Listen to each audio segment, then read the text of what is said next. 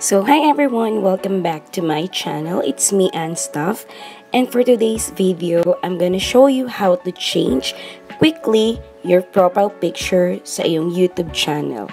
So as you can see right now, nandito tayo sa channel ko. So what we have to do is we have to go home. Click natin profile picture ko sa taas and makikita nyo manage your Google account. Ito. So kailangan natin pindutin yan and make sure also na yung Google account nyo is yung email na naka-sign in. So, let's try to click this. And then, ito yung lalabas sa screen. And then, after that, click natin itong personal info. Itong pangalawang option. Okay, so makikita nyo na yung option dito guys.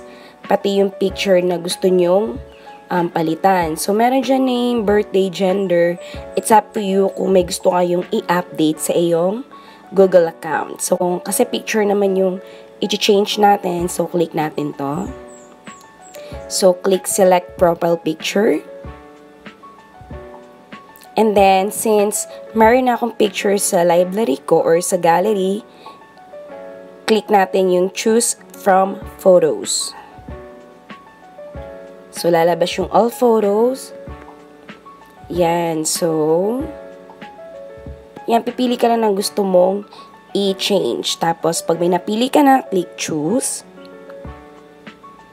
Baka magtaka kayo na hindi siya nagpalit agad. Naglo-loading pa siya like 5 minutes, ganon. Basta makita nyo dito na nag-change na. Automatic nag-change na yung picture nyo sa iyong YouTube channel. So, you can go back. Yan. Makikita nyo kasi hindi pa nag-change. Pero dito sa YouTube channel, makita nyo nag-change na siya. Yan. So, ganun lang kasimple guys magpalit if ever gusto nyo mag-change ng picture sa iyong YouTube channel.